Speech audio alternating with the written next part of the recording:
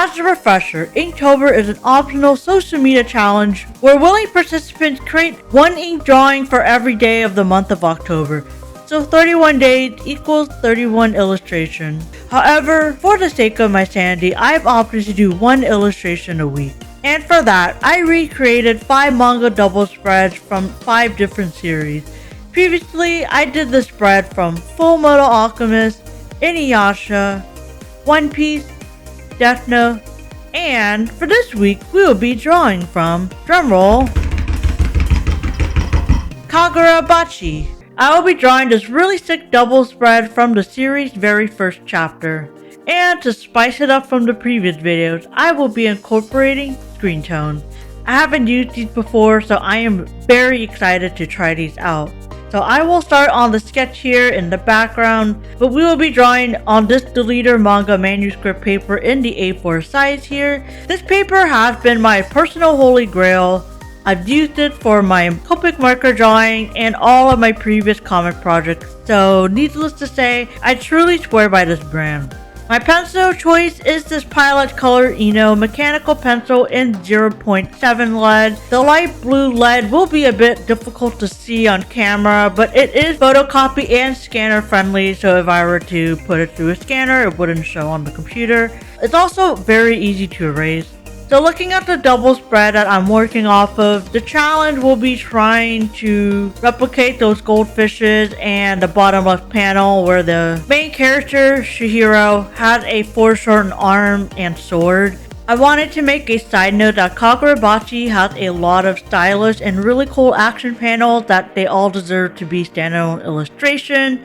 I wish I could show them here, but I don't want to spoil anyone. But maybe one of these days I will recreate some of the later spreads because they are woo! Now, unlike the previous manga series that I have recreated a spread from, Kagurabachi is a much more recent read of mine. Obviously because it started publication on Shonen Jump in September of 2023, but it is one of the few series that I started reading upon its debut chapter. And waiting weekly for new chapters is a truly cool experience as a reader to see what the manga artist comes up with and to grow with the series as well.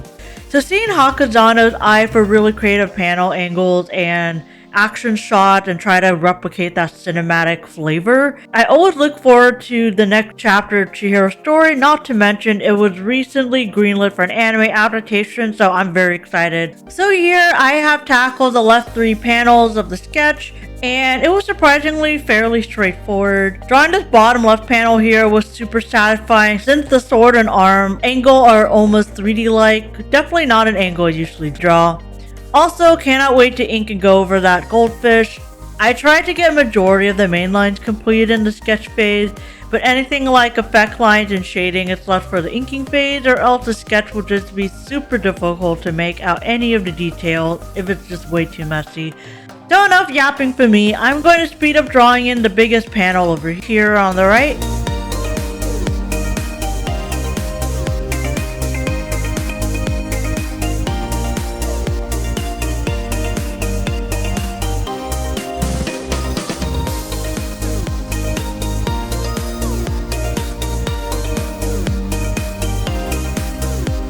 Okie dokie. Honestly, sketching wasn't as difficult as I thought. Genuinely reconsidering putting this as the most difficult, but we'll see. For sketching in this big panel, I had just added in the door frame and then eyeball Chihiro front and center, and then use him and the door frame as a frame of reference to add in the goldfishes and the poor little dude over there. Basically, when eyeballing or doing studies, I generally find a subject to base the placements of the other elements, so with Chihiro acting as an anchor, I was able to eyeball carefully where to put the goldfishes and everything else in the panel.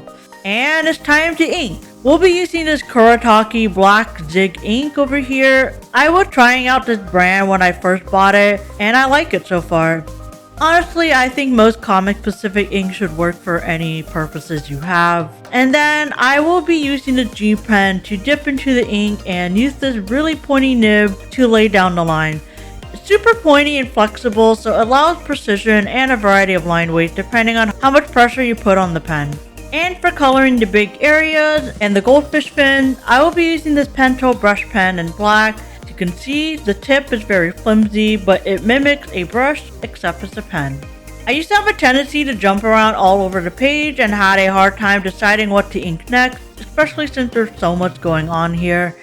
So to stay focused and not overwhelmed, I usually ink from left to right, but in this case, I will start from the top left panel over here and then work downwards before tackling the big one on the right. Most of the first few panels were fairly straightforward to go over the G pen here.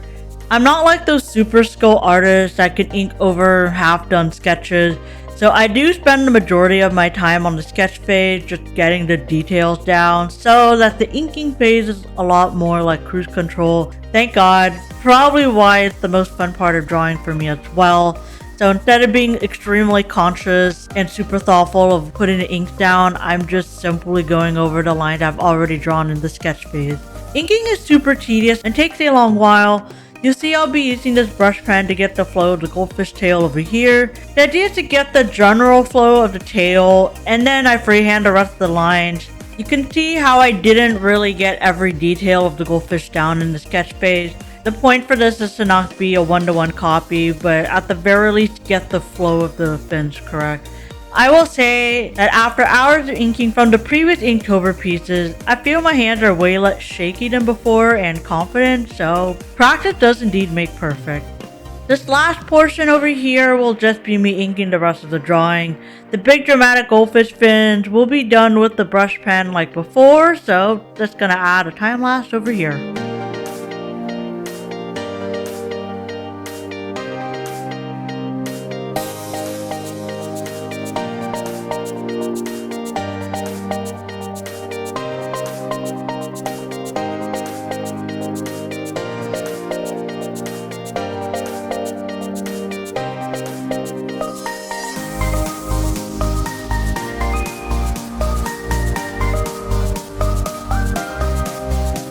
Everything is slowly coming together. I had completely forgotten to mention that I did the gray part of this left goldfish here with a gray Copic sketch marker. The brush tip helped me get the smaller shapes of the colors in, and voila! The ink stage is completed. So previously I would just cover the entire gray area in marker and call it a day. But midway through the challenge, there was a manga art exhibit that just happened to be in town, and they displayed original manga manuscripts from Inuyasha, JoJo's Bizarre Adventures, and One Piece to name a few. Anyways, the reason I bring this up is because the manuscript that was on display shows all of the whiteout marks, the blue pencil lines, and the screen tone application. When I had initially started this challenge, I tried hard to get an almost perfect replication of the clean version that is officially on print.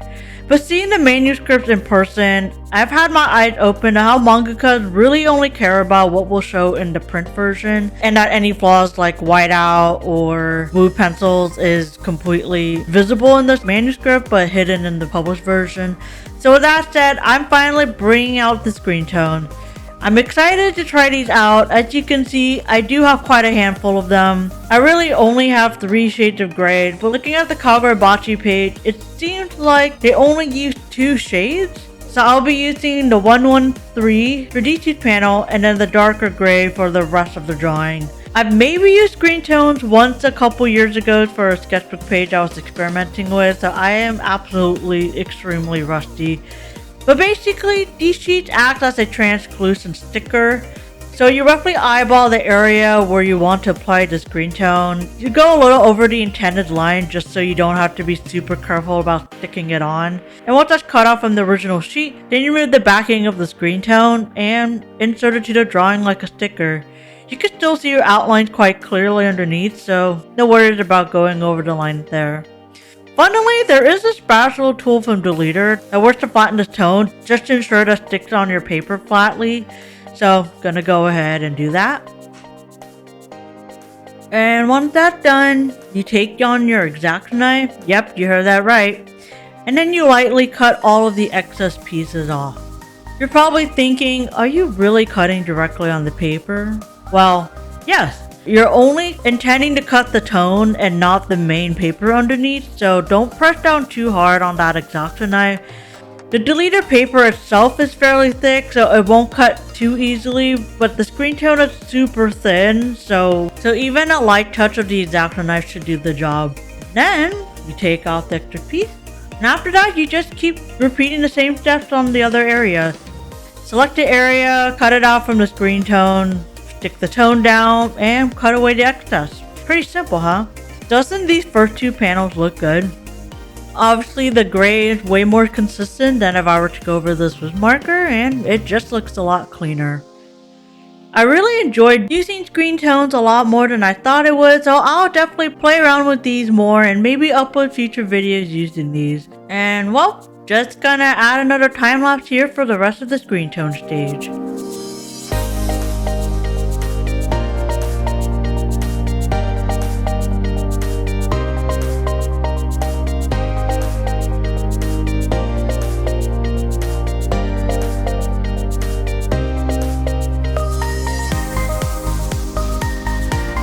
Hot damn, screen tones make the drawing so much cooler than it was, and I'm just mad I didn't use these sooner. Applying screen tones to this entire illustration took me around 4 hours, mostly because I was still trying to figure out how it worked in the first part of it, but also cutting all the nitty-gritty details took a lot of time. In spaces where there were tones needed, but there was just a lot of white spots, I could just simply put the entire tone down, as you can see from the bottom left panel here. But here on the main panel, I didn't want to use the tone for every single spot where there was blood, so I kind of cut around wherever the tone was needed to not use more than necessary. I also want to make it a point to mention it again. I love how consistent and way cleaner the gray look with the screen tone than with the alcohol markers, and yeah, definitely going to be something I'll use in the future. And we have completed the last illustration of my Inktober 2025 challenge.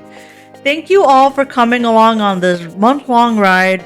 If you've seen any of my previous Inktober videos, or if this is your first video, thank you so much for watching. While there was a lot of joy in getting down and dirty with paper and ink, I'm just itching to get back into digital painting again. I could see myself doing some ink drawings here and there, and maybe do some more challenging manga studies in a future video, so it will not be the last of this for me. With that said, thank you so much for watching. Keep drawing, and I'm wishing you all an absolutely wonderful rest of your day. Bye!